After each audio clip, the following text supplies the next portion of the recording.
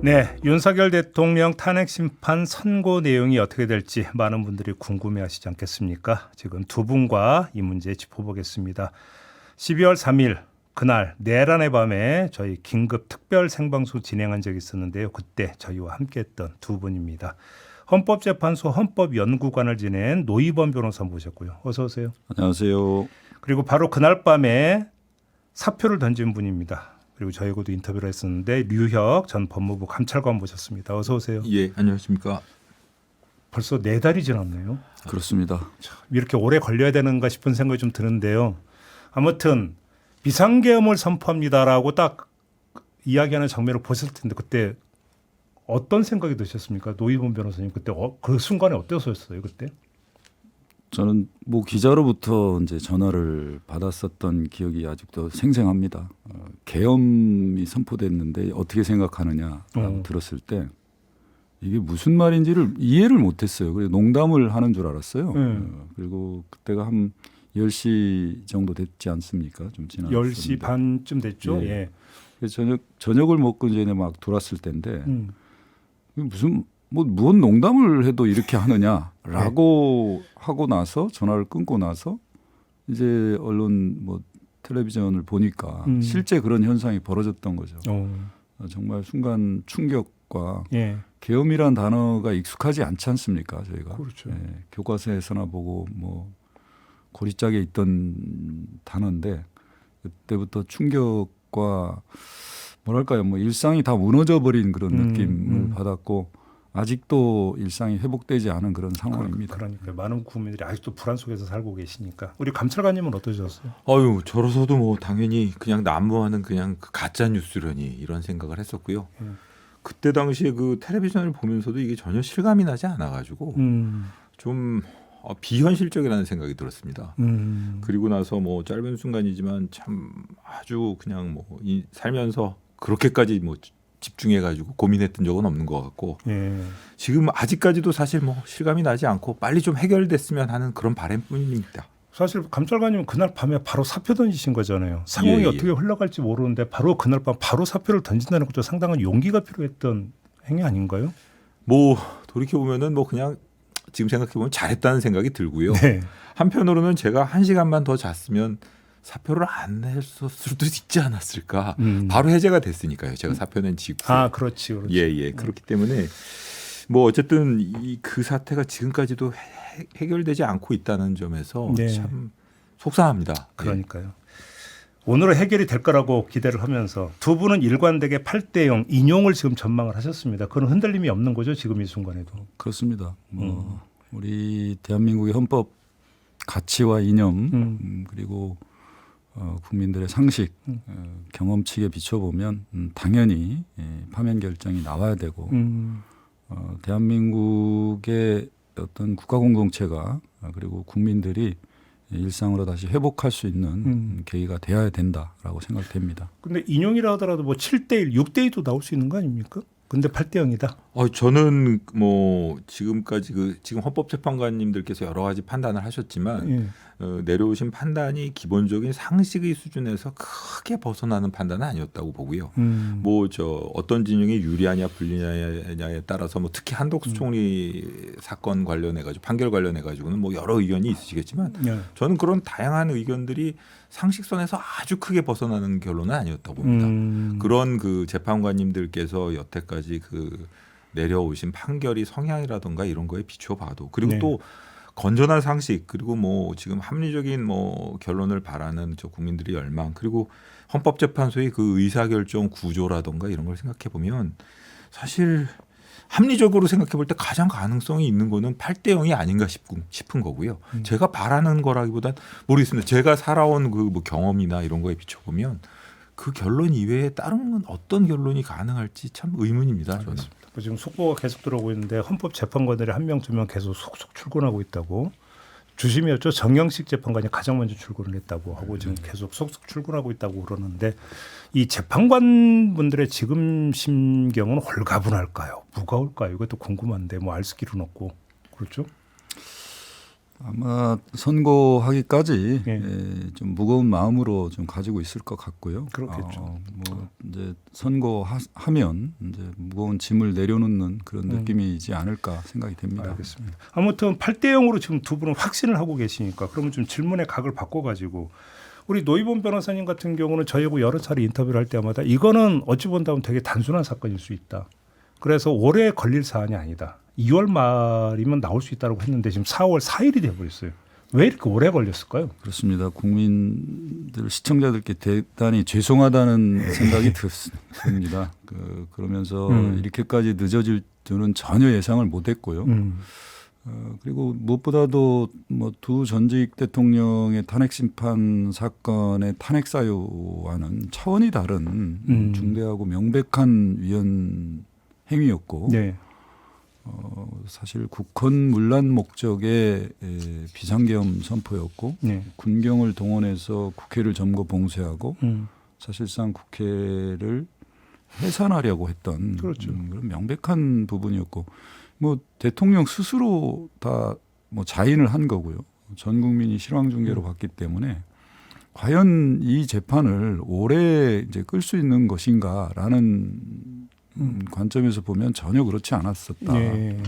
그래서 저는 이 사태가 빨리 재판을 하더라도 뭐 그렇게 오래 끌지 않을 것이라고 했는데 뭐 뭔가 좀 내부에서 진통이 있었던 걸까요? 아니면 또 이런 해석도 있잖아요. 최재 감사원장, 검사 3명 탄핵안, 그다음에 한덕수 총리 탄핵안 이런 어떤 다른 건들이 여러 개가 겹쳐 있었기 때문에 물리적인 시간이 필요했다는 해석도 있는데 어떤 요인이 더 컸다고 봐야 될까요?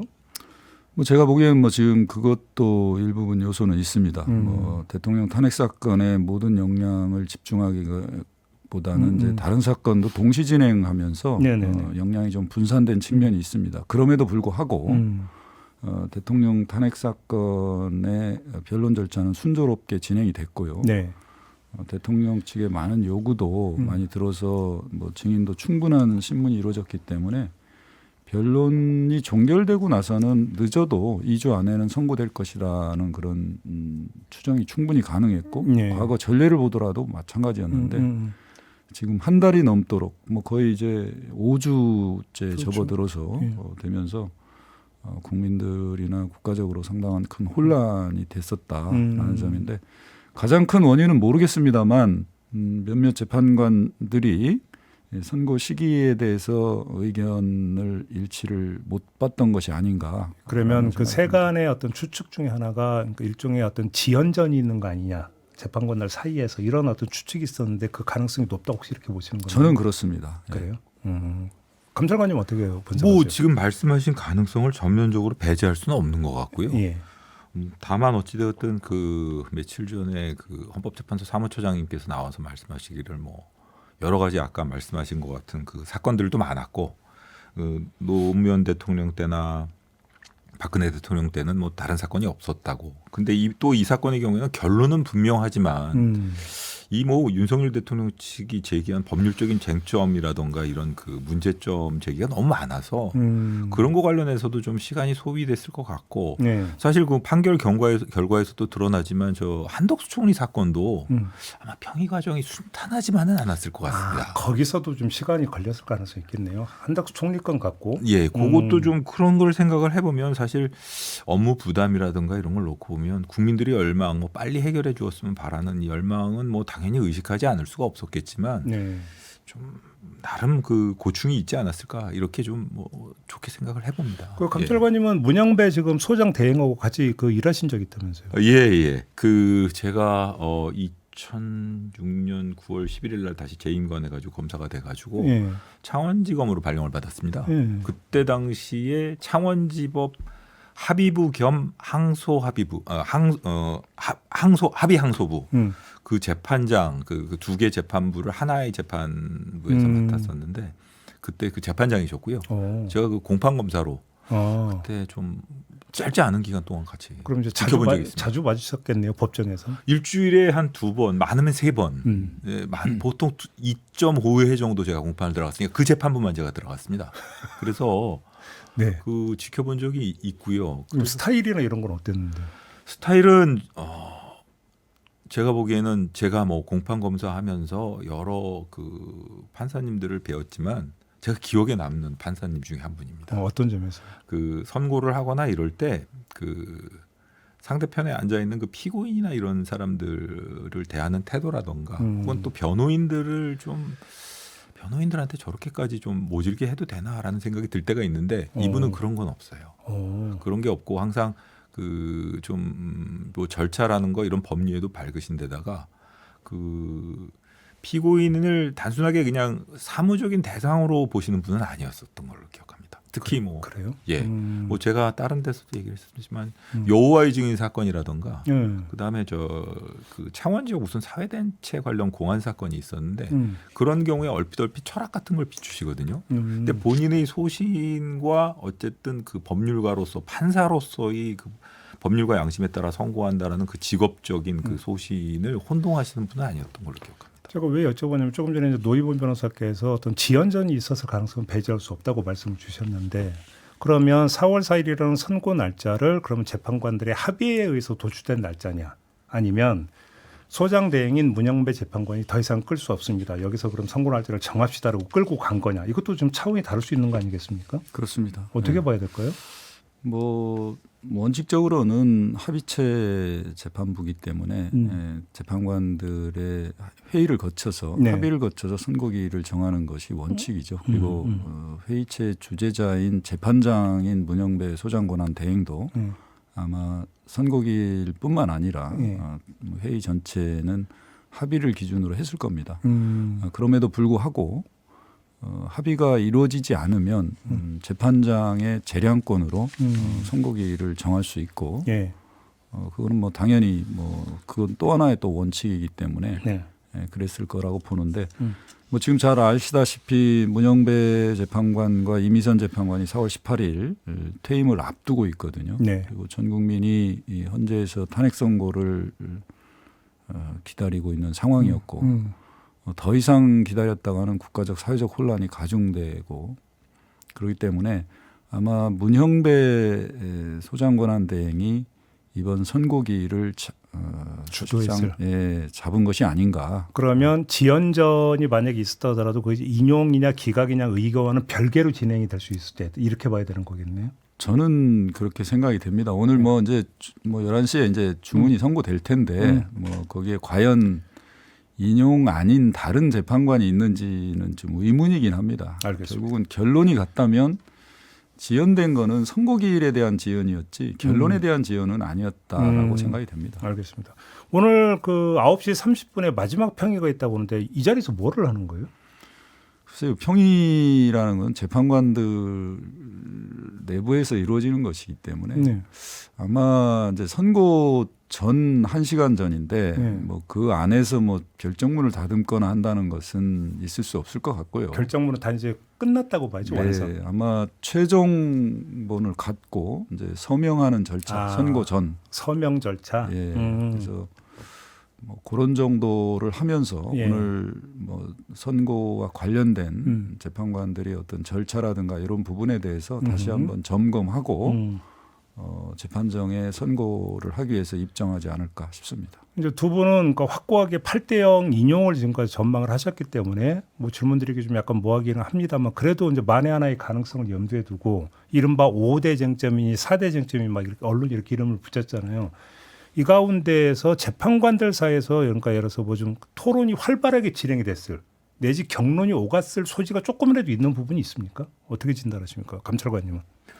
저는 생각을 해보면은 뭐 기본적으로 헌법소 차원에서 지금 윤석열 대통령이 행위 여러 가지 행위 뭐 중대하고 그런 그 행위 본질 자체에 대해서는 뭐 많이 토론이 이루어지기가 어려웠던 것 같고요.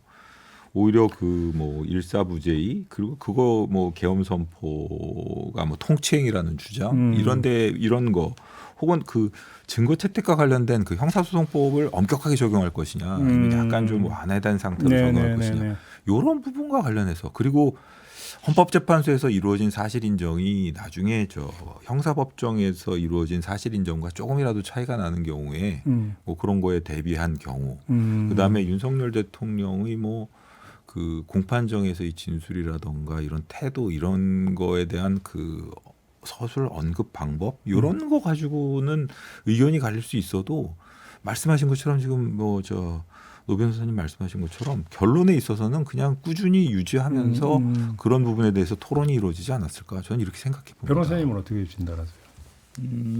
저도 뭐 재판관들 사이에 뭐 치열한 논쟁이 있거나 이견으로 갈등이 있거나 그러지는 않았을 거라고 생각이 됩니다. 다만 제가 뭐 저도 추정인데요. 네. 지금 국회 측에서 탄핵소추 의결서에 나와 있는 형법의 내란 범죄 부분을 주장을 철회한다라고 했습니다. 예. 이 부분과 관련해서 재판관들 사이에서는 이 탄핵 심판에서 형법의 내란 범죄 부분을 판단하자라는 그런 재판관이 있는 반면 국회에서 철회할 상황에서 굳이 내란 범죄를 헌법재판소가 판단할 필요가 있느냐. 지금 말씀하신 대로 이제 형사재판도 내란 범죄에 대해서 지금 진행되고 있기 때문에 증거 능력이라든가 이런 것과 관련해서 헌법재판소 탄핵심판에서 내란 범죄 부분을 전부 판단할 경우에 사실 형사재판을 선취하는 효과도 있고요. 네. 또 뭐 형사재판에 있어서는 뭐 증거법칙이나 이런 것이 엄격하게 지금 적용되기 때문에 굳이 이 탄핵심판에서 내란 범죄 부분을 판단할 필요가 없는 거 아니냐. 그래서 아마 그 부분에 대해서는 재판관들 사이에서 분명히 이견이 있었을 것 같고요. 일부에서는 뭐 나오면은 별개의 의견이 나올 가능성도 있다. 그거 외에는 뭐 지금 대통령 측이 주장한 뭐 많은 뭐 예를 들어서 수사 기록의 증거 채택 문제 이런 거는 그 문제 안 됩니다. 문제 안 됩니까? 뭐 지금 대통령 측이나 뭐 일부 대통령을 지지하는 여당 측에서 주로 주장이지 이미 헌법재판소가 박근혜 대통령 탄핵 심판 때 이미 확립된 결론을 내렸던 거고요. 지금 잘 보시면 알겠지만 문영배 소장권한 대행이 변론 과정에서 분명히 얘기를 했어요. 그리고 그건 재판관 전원의 어떤 의견으로 증거 채택에 관한 의견을 정리를 했다. 네. 즉 변호인 입회하에 조사를 받고 서명한 조서 그리고 조사 과정이 영상 녹화된 경우는 절차적 적법성이 담보된 것으로서 네. 증거 능력을 부여하겠다라고 여러 차례 얘기를 했습니다. 거기에 대해서 변론 과정에서뿐만 아니라 재판관들이 거기에 대해서 이의 제기를 한 적이 없잖아요. 그래요. 그럼 윤석열 대통령 얘기로 좀 넘어가죠. 일단 지금 정치적인 측면에서는 상당한 관심사가 만약에 오늘 헌재 선고 나오면 메시지를 낼 텐데 어떤 메시지가 담기느냐. 혹시라도 여기에 그러니까 만약에 인용 결정이 나오는데 불복의 메시지를 담기면 어떻게 되는 것이냐. 이런 데 관심사가 있는데 사실 그거는 뭐 알 수가 없는 것이고. 근데 대통령이고 만약에 인용이 되는 그때는 이었던이 될 텐데 그런 입장에서 어떤 입장을 내야 된다고 생각하십니까? 감찰관님은 어떻게 생각하십니까? 저는 뭐 당연히 지켜보는 입장에서 승복 메시지라기보다는 어떻게 보면 그동안 그 국민들에게 여러 가지 이런 사태로 인해서 좀 괴로움과 좀 고통을 준 데 대한 좀 후회, 사과의 메시지가 좀 반드시 좀 포함이 됐으면 좋겠고요. 여지까지 좀 나온 메시지를 보면 전부 다 본인들 지지자들을 상대로 해서 그 네네. 지지자들을 좀 선동한다던가 혹은 지지자들을 뭐 격려하기 위한 이런 메시지만 있었지 끝까지 저 국민 전체에 대한 그 국정 최고 책임자로서의 그 대통령다운 모습을 보여주지 못했거든요. 떠나는 모습까지 어떤 사람들은 뭐 떠나는 뭐 원래 그렇게 좀 찝찝하게 그렇게 좀 찌질하게 떠나는 게 윤석열 대통령이 여태까지 보여준 태도 아니겠느냐. 그렇게 뭐 일관되게 보여주면 어떡하겠냐 이렇게 얘기를 하지만 사실 지켜보는 국민 입장에서 어떤 결과가 나와도 이게 마음 편한 결과겠습니까? 제가 원하는 결과가 나온다고 하더라도 이게 뭐 그렇게까지 뭐 기뻐하고 그럴 수 있는 결과라고 생각하지는 않습니다. 저는. 알겠습니다. 그렇기 때문에 꼭 좀 그 국민 전체를 상대로 한 좀 위로해주고 본인이 여태까지 한 행동에 대해서 사과하는 메시지 요거 하나만큼은 포함시켜줬으면 하는 바람뿐입니다. 근데 이렇게 지적하는 분이 있더라고요. 승복의 그 메시지를 내면 그게 바로 지금 내란죄 형사재판에 영향을 미칠까 봐 내고 싶어도 못 낼 거다. 이렇게 전망하는 사람이 있던데 이건 어떻게 보십니까? 글쎄요, 뭐 왜 이렇게 웃으세요? 저는 공판정에서 본인의 자백 진술은 당연히 이제 자백으로 볼 수가 있겠지만 네. 이런 정치적인 메시지를 증거로 보아서 거기에 증거 가치를 부여해야 된다. 검사가 그런 주장을 하면 그거는 아니요. 바보고요. 판사의 심증을 고칠 수 있는 거 아니냐. 뭐 그럴 가능성도 있어 보입니다만 네. 그런 정치적인 메시지, 국민들에 대한 사과가 내가 유감이다, 정말 죄송스럽다. 네. 어쨌든 뭐 이런 뭐 구체적인 사실관계에 대한 인정 여부를 떠나서 국민 여러분께 이렇게 신뢰를 끼쳐서 죄송하다. 네. 국민 전체에 대한 메시지다. 이런 말을 하는 걸 가지고 그걸 문제 삼다라 그러면 그거는 정말 흠집 잡기 내지 트집 잡기 이런 거 아니겠습니까? 알겠습니다. 그런 거 안 좋은 것 같습니다. 변호사님 어떻게 생각하십니까? 저는 최근 뭐 승복과 관련해서 여야가 서로 뭐 주고받은 메시지도 있고 뭐 대통령이 왜 승복 메시지를 안 내냐라고 이런 논란이 있는데 네. 저는 그 논란 자체가 넌센스라고 생각합니다. 어떤 점에서? 헌법재판소의 탄핵 심판에 대한 결정이 내려지면 그걸 승복하느냐 마느냐를 논할 이유가 없는 거예요. 제도 절차상으로는 뭐 불복할 방법이 없죠. 그렇습니다. 네. 당연히 대한민국 국가공동체에 있는 모든 구성원들은 당연히 헌법재판소의 결정을 따라야 되고 존중해야 되는 겁니다. 무엇보다도 윤석열 대통령은 이 탄핵 심판에 받는 피청구인으로서 대한민국 사회를 이렇게 혼란스럽게 만든 장본인입니다. 그렇기 네. 때문에 본인은 당연히 헌법재판소의 결정에 존중하고 따르겠다라는 메시지를 당연히 내야 되고 네. 이 혼란을 가져온 거에 대해서 진정으로 국민들한테 사과하고 그거는 뭐 헌재 결정 이전부터 그랬어야 된다고 저는 생각이 되고요. 본인이 그렇지 않습니까? 트루먼 대통령의 그뭐더 벅스탑스 히어 뭐 본인의 책상 위에 올려놓고 항상 모든 책임은 나에게 있다라고 강조했다는데 그 정신이 지금 어디 갔는지 한번 물어보고 싶어요. 그래서 최소한 오늘 헌재 결정이 나오면 네. 대통령으로서 당연히 대국민 사과를 하고 혼란을 국론 분열과 을 이제 종식시키고 국민 통합에 일조를 해야 된다라고 생각이 듭니다. 불출석 결정한 건 뭐 마땅한 결정이다 이렇게 평가하십니까? 저도 전 그렇게 생각합니다. 그래요? 뭐 사실 이 지금 현재 그 헌재 주변의 그 경비 상황이라든가 이런 걸 비춰보면 뭐 조금이라도 민폐를 덜 끼치는 게 예, 그런 결정 아닌가 싶습니다. 변호사님도 같은 견해시고요. 그렇습니다. 네. 그럼 조금 전에 이제 두 분이 국민을 향해서 그러니까 사과의 메시지를 내야 되는 것 아니냐 이런 말씀을 주셨는데 이제 두 분은 확고하게 8대0 인용 결정을 지금 전망을 하고 계시니까 거기에 이제 기초해서 이제 하셨던 말씀인 것 같고 거기서 기초해서 한다면 윤석열 대통령이 마지막으로 떠나는 자의 뒷모습을 한 번은 살필 수 있는 마지막 기회가 그거다. 이런 취지의 말씀으로 제가 이해를 해도 되겠습니까? 네, 그렇습니다.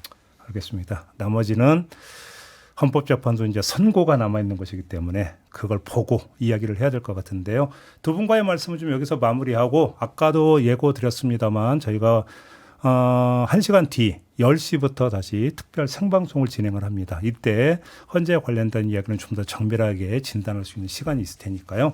그 시간도 함께해 주시기 부탁을 드리면서 두 분과의 이야기는 좀 여기서 마무리하겠습니다. 두 분 고맙습니다. 예, 감사합니다.